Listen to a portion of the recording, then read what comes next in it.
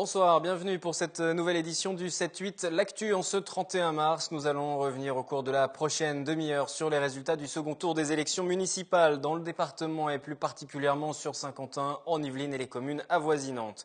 Tout d'abord, ce chiffre, celui de l'abstention que vous découvrez dans les Yvelines. Plus de 41% des électeurs ne se sont pas déplacés aux urnes comme en 2008. La moyenne nationale est de 38%. On vote moins bien dans le département avec des pics d'abstention pouvant atteindre les 55% à Trappes. C'est un nouveau record. Cela inquiète forcément les représentants des partis, d'autant que se profile dans quelques semaines un autre scrutin qui, historiquement, a déjà beaucoup de mal à mobiliser les européennes.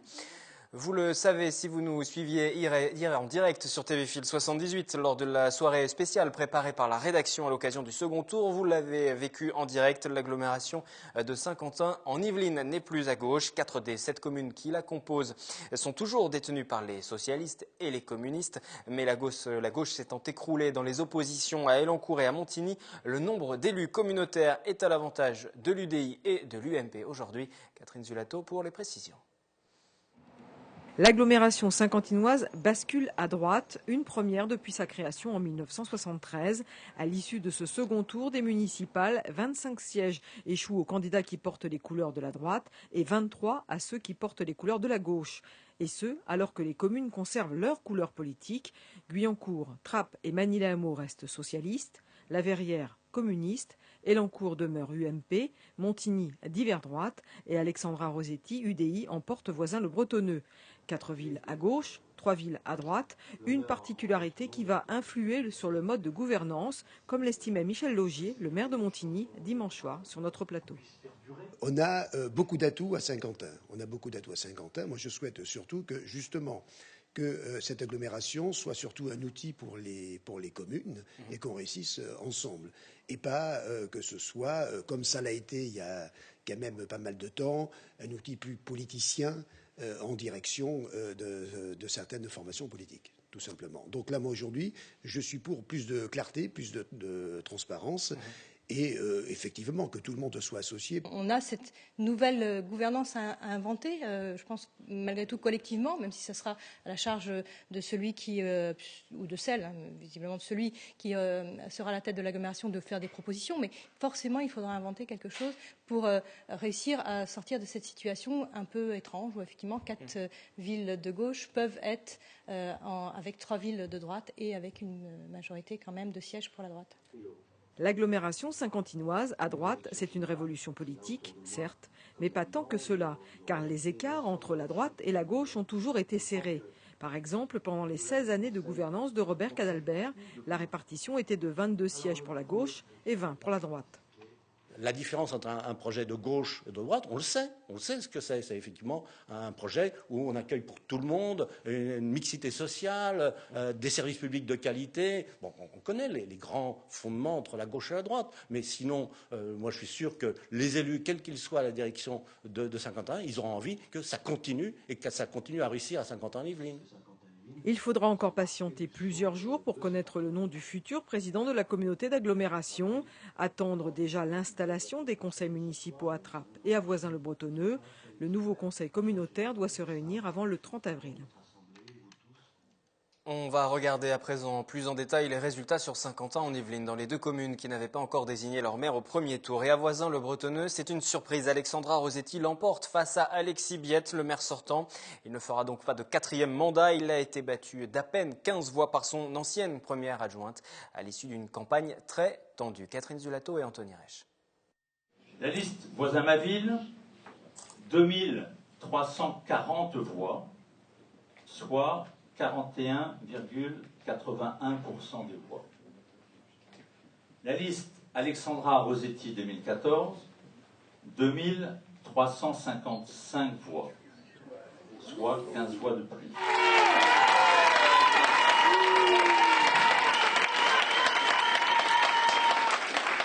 Élu maire depuis 1995, Alexis Biette n'entamera pas de 4e mandat. Il est battu à 15 voix près par son ancienne première adjointe Alexandra Rossetti.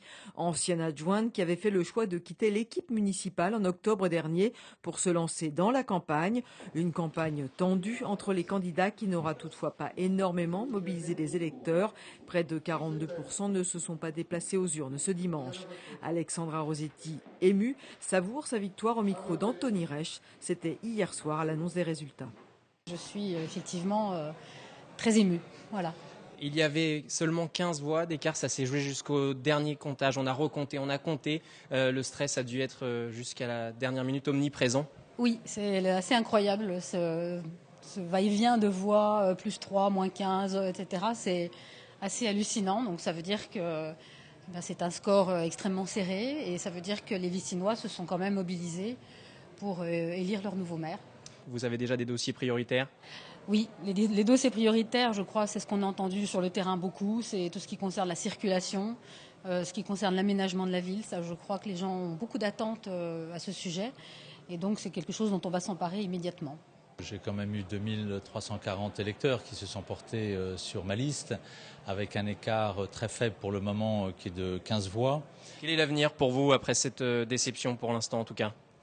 Écoutez, c'est de conserver la dynamique d'une équipe extraordinaire qui est autour de moi, qui s'investira au sein du conseil municipal en donnant vraiment ses compétences. Il y aura 7 conseillers municipaux.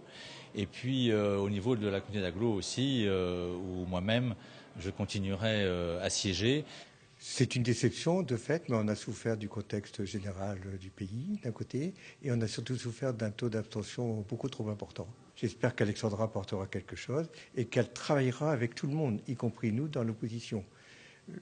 J'ai toujours dit que le changement n'était pas si évident que ça, mais je suis ouvert et je ne doute pas qu'Alexandra fera le nécessaire. Donc vous êtes prêt à travailler ? Je suis prêt à travailler avec elle. J'étais déjà prêt à travailler avec Biette, c'est lui qui a refusé. Mais nous avons toujours fait une opposition constructive, jamais d'opposition systématique. Il n'y a que l'intérêt général qui nous concerne. Alexis Biette battu en 2014, cela rappelle étrangement le déroulement de l'élection municipale de 1995. À cette époque, conseiller municipal de René Vandamme, le maire en place depuis 1979, Alexis Biette se présente contre lui et remporte l'élection. La vie politique est donc un éternel recommencement. À Trappes, à présent, l'autre ville de l'agglomération dans laquelle un second tour a été nécessaire. Le candidat d'hiver droite soutenu par l'UMP, l'UDI, le Modem, Othman Nasrou, réalise plus de 30% des suffrages, un score en progression de 12 points par rapport à la semaine dernière qui lui permet de devenir la principale force d'opposition au maire sortant socialiste Guy Malandin. Mais le grand gagnant de ce scrutin sur cette ville, c'est l'abstention, 55,6%. Près de 7000 électeurs ne se sont pas déplacés. Nous écoutons à présent les réactions des candidats au micro de Nicolas Kirillovitz. 55% de mes concitoyens ne sont pas venus voter et voilà, je le regrette en tant que républicain et en tant que démocrate. Après, quand on passe aux résultats, eh bien, nous sommes à nouveau 27 conseillers municipaux de gauche à avoir en responsabilité l'avenir de la ville de Trappes et nous allons continuer dans cet esprit. La situation de Trappes est particulière, que c'est une ville effectivement qui a ses caractéristiques locales et que le choix qui a été fait est un choix d'adhésion, que ce n'est pas un simple choix de rejet. Je crois qu'il y a 30% des trappistes qui ont jugé que notre projet était le plus crédible et que ces 30%-là doivent aujourd'hui être représentés de la meilleure des manières. Je ne pense pas qu'il faille en tirer de conclusions sur le plan national quand on connaît la situation politique de Trappes. Encore une fois, moi je pense que c'est une ville qui a besoin d'un vrai changement, d'une vraie opposition. Il y a une forte progression de la droite donc par rapport au premier tour, qui s'explique essentiellement, vraisemblablement, par un report de voix des listes communautaristes, c'est-à-dire des choix qui me semblent être dangereux pour l'avenir. Mais on va prendre le temps d'analyser tout ça tranquillement. Et puis il demeure que, cumulé, la gauche fait plus de 70% sur Trappes, donc ça c'est quand même quelque chose de positif. On quitte l'agglomération de Saint-Quentin en Yvelines pour une ville voisine, Maurepas. Maurepas où Georges Mougeot, divers gauche, était en place depuis 1989. Il ne se représentait pas cette année. Il avait passé la main à son adjoint, Michel Chapat. Ce dernier, pendant l'entre-deux tours, a rassemblé sur sa liste de nombreux adjoints issus de la majorité sortante qui avaient tenté en solo l'aventure au premier tour. Les électeurs n'ont semble-t-il pas apprécié. C'est l'outsider UMP Grégory Garestier qui l'emporte. Olivier Maniscalco et Elodie Moine. Il est 21h30, nous sommes dans la salle du conseil de Maurepas. Le maire sortant Georges Mougeot annonce le nom de son successeur. Monsieur Garestier, 3917 voix, soit 49,25%.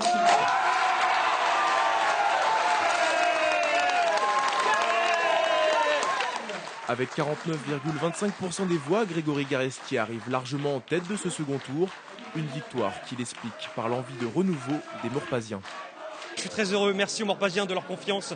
C'est une victoire éclatante, plus de 1000 voix sur mon adversaire Michel Chapat, presque 50% des voix. C'était, voilà, je ne pensais pas gagner avec autant d'avance, mais ça prouve bien que les Maurepasiens avaient envie de renouvellement, de renouveau, d'une équipe jeune, d'une équipe sincère, Voilà, moi qui suis né à Maurepas, voilà, c'est une concentration, c'est un rêve. Donc maintenant, je vais travailler pour tous les Maurepasiens. Je serai le maire de tous les Maurepasiens et je vais réveiller cette ville qui en a besoin. Grégory Garestier devance Michel Chapat, le candidat divers gauche soutenu par Georges Mougeot, qui n'obtient que 37,43% des suffrages. Suite à cette défaite, Michel Chapat n'a souhaité répondre à aucune interview et a annoncé son retrait de la vie politique. 5e de sa liste, après leur alliance pour le second tour, Michelet enregistre le résultat sans pour autant l'approuver. Nous, on partait sans étiquette, donc il fallait tout abandonner. Or, on s'est retrouvé dans une configuration de deuxième tour où vous aviez 2 listes étiquetées et une liste d'intérêt local. Elle arrive deuxième, j'enregistre, mais je suis parti dans cette philosophie du non-étiquetage. J'ai fait l'expérience des partis politiques, j'ai trouvé ça triste. 3e et dernier de ce second tour, Ismaïl Havane, candidat du PS, qui récolte 13,34% des voix. Pour lui, la débâcle de la gauche, c'est la faute de l'alliance au second tour entre Michel Chapat, divers gauche, et Pierre Le Guérinel, ex-UDI orienté à droite. Je pense que l'alliance contre nature, Malaquin, qui était dans l'opposition depuis près de 25 ans avec Chapat, donc cette alliance Malaquin-Le Guérinel-Chapat, auprès de Maurepasiens, n'a pas passé et dégoûte les gens de la politique. La politique, ce n'est pas mathématique, ce sont des valeurs et ce sont des cohérences. Il y a dans la vie des fautes politiques. Et je pense qu'il a fait une faute politique. Grégory Garestier, 31 ans, fait donc basculer Maurepas à droite, une première depuis 1989. Avec 57,52% de participation à ce second tour, les Maurepasiens étaient en tout cas d'un demi-point plus nombreux à voter qu'en 2008. À Saint-Cyr-l'École, Bernard Debain, UMP, est réélu sans trop d'inquiétude après être déjà arrivé largement en tête au premier tour. Pourtant, la majorité sortante était divisée. Soulagement, c'est le mot que l'on entendait le plus souvent chez ses partisans hier soir. Claire Cambier était sur place.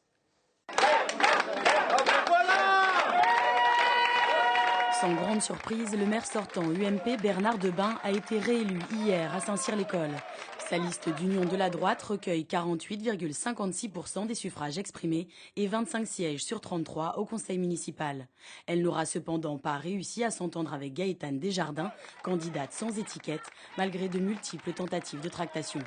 Cette conseillère municipale compte d'ailleurs effectuer un recours contre la liste de Bernard Debain pour diverses irrégularités dans sa campagne. Le candidat portant les couleurs de la gauche, Daniel Guerson, arrive quant à lui en 2e position. Il gagne 10 points sur le premier tour et 5 sièges au conseil municipal. L'élection aura en tout cas peu mobilisé les habitants. Près de 44% des Saint-Cyriens se sont abstenus. C'est quand même un grand soulagement parce que c'était une campagne qui a été très longue, difficile, dans laquelle il y a eu, je pourrais dire, de la calomnie. J'ai essayé de ne pas répondre. Je voulais que les Saint-Cyriens puissent être parfaitement informés de ce que je ferai pour les années à venir. Et malgré le fait qu'au premier tour, il y ait 5 listes et 3 listes au deuxième tour, nous obtenons quand même presque la majorité avec 25 sièges sur 33 et surtout une équipe formidable. D'abord, il faut prendre acte de la victoire de Bernard Debain, c'est la règle en démocratie. Les Saint-Cyriens ont choisi de le reconduire. Ce que je peux constater quand même, c'est qu'il est reconduit avec moins d'un Saint-Cyrien sur deux, qui perd 2 points par rapport à son élection du premier tour de 2008. Voilà, c'est ça le résultat des urnes. Alors de notre côté, 34, dans un contexte particulièrement difficile au niveau gouvernemental, on maintient nos positions et donc on va avoir nos 6 élus au conseil municipal, un élu qui siégera à la communauté d'agglomération et les Saint-Cyriens peuvent compter sur nous pour qu'on continue à faire le travail qu'on fait depuis 6 ans et je leur donne rendez-vous tout au long de la mandature et puis aux prochaines échéances de 2020. Il y a quand même eu une forte abstention et M. Debain n'est élu qu'avec 48,56% de voix. Donc c'est un net recul par rapport à 2008. Et aujourd'hui où la droite prend des villes et augmente son score, eh bien M. Debain a baissé le sien. Donc ce n'est vraiment pas une victoire. Et Gaëtane Desjardins, que vous venez d'entendre, qui annonce vouloir déposer d'ici la fin de la semaine un recours en préfecture sur ce scrutin. Elle dénonce plusieurs vices de forme dans la campagne de Bernard Debain. On part à présent un peu plus dans le sud du département, à Rambouillet, où l'on attendait forcément de savoir si la succession de Gérard Larcher se ferait sans douleur. L'actuel sénateur yvelinois détenait depuis plus de 30 ans la ville pour l'UMP. En annonçant qu'il ne souhaitait pas se représenter, il avait placé ses espoirs en Marc Robert, l'un de ses adjoints lors d'une précédente mandature. À l'issue du second tour, malgré la présence de 5 listes, ce dernier l'emporte avec 46,6% des suffrages. La liste d'hiver gauche qui totalise moins de 20%, alors qu'Europe Écologie Les Verts plafonne à 11%. À noter que la liste du candidat frontiste fait moins bien qu'au premier tour et perd 150 voix. Réaction depuis Rambouillet hier soir avec Michael Elmidoro et Patrick Jacques de Dixmude.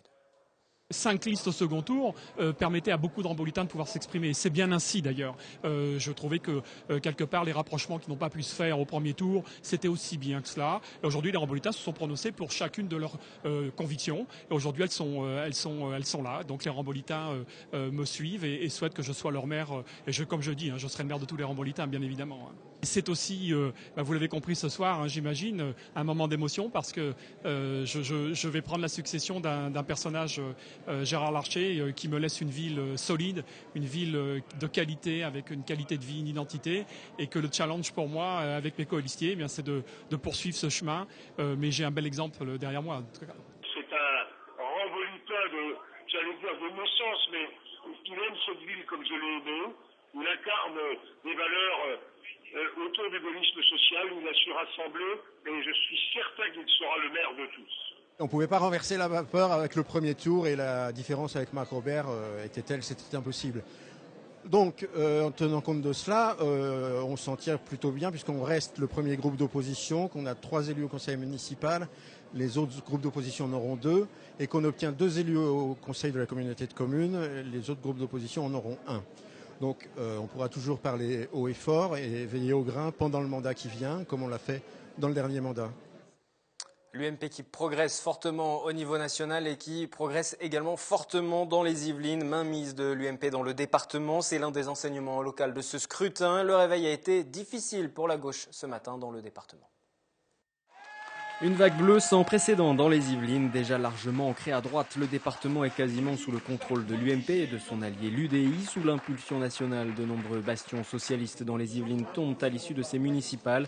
De Maurepas à Bois d'Arcy en passant par Conflans-Sainte-Honorine, où le président de région Jean-Paul Huchon a été notamment maire. Ce que je veux dire, c'est que nous avons choisi les bons candidats pour cette élection, qui avaient des bonnes équipes et des bons projets. Et j'ajoute aussi que dans les Yvelines, il y a un label de qualité de gestion des villes de droite par des maires de droite. Des bastions communistes aussi passent à droite, dont HR, mais la victoire la plus emblématique pour l'UMP reste celle de la communauté d'agglomération de Saint-Quentin en Yvelines. En plus, la caisse qui est vraiment le système de développement, un des gros bastions pour développer l'économie et l'emploi, qui est quand même la première attente des Français. On est très content, bien sûr, de pouvoir reprendre en main. La responsabilité des élus sera de continuer cette réussite, quels que soient les élus, quelle que soit la direction. Notre responsabilité devant les habitants, devant les entreprises, devant nos enfants, c'est de continuer cette réussite. Et vous pouvez compter sur moi pour passer la main dans ces conditions-là, parce que l'œuvre qui a été accomplie, pour moi, ce qui est le plus important, c'est qu'elle continue. La gauche ne détient plus qu'une poignée de communes dans les Yvelines, dont 4 qui composent l'agglomération de Saint-Quentin.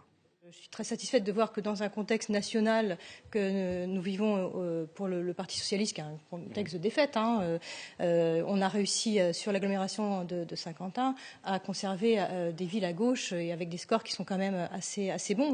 Largement majoritaire aux élections ces dernières années, le PS pourrait connaître une série de défaites. Le 25 mai, ce seront les élections européennes. En septembre, les sénatoriales. Et l'année prochaine, en 2015, les régionales.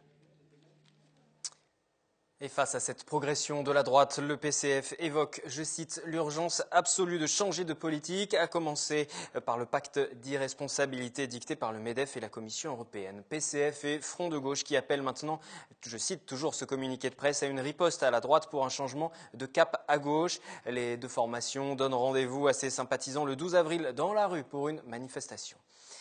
Discours de satisfaction en revanche au Front National. Les listes du Rassemblement Bleu Marine réalisent l'objectif fixé par la direction départementale d'installer des conseillers municipaux à Plaisir, Montigny-le-Bretonneux, Versailles également, Elancourt, mais aussi à Rambouillet où se présentait le responsable départemental de la formation que l'on entendra dans un instant. Et puis à Mantes-la-Ville, le Front National s'impose. Cyril Naute, enseignant de 32 ans, arrache la commune au PS avec 30,26% des voix. Un score qui s'explique en partie par la division. 4 listes se présentaient sur le second tour. Mantes-la-Ville est la seule ville d'Île-de-France détenue maintenant par le Front National. Sur les Yvelines, on a de très bons scores puisqu'on on récolte 40 sièges de conseillers municipaux et 11 sièges de conseillers communautaires. Et surtout, et c'est d'ailleurs grâce à ça, la mairie de Mantes-la-Ville, qui a été conquise par Cyril Naute. Et je dois vous dire que M. Jean-Marie Le Pen est particulièrement content que son candidat ait pu vaincre Mme Pelvas, donc est de triste mémoire pour le Front National. J'ai eu Marine Le Pen à l'instant au téléphone. Elle m'a annoncé 1500 conseillers municipaux. Donc c'est absolument énorme. On s'y attendait pas. C'est très au-delà de ce qui était attendu. Voilà ce qu'il faut donc retenir de ce scrutin des municipales dans le département des Yvelines. L'actu reviendra demain à 18h sur TV Fil, toujours en direct. L'invité de cette édition, ce sera Grégory Garestier, nouveau maire de Morpa, qui arrache donc au maire d'Hiver-Gauche Georges Mougeot la commune pour l'UMP, non sans surprise. Votre soirée sur TV Fil, c'est notamment avec Anthony Reich pour le 7-8 sport au programme, handball, basket également avec les présidents départementaux de ces deux formations. À demain, bonne soirée.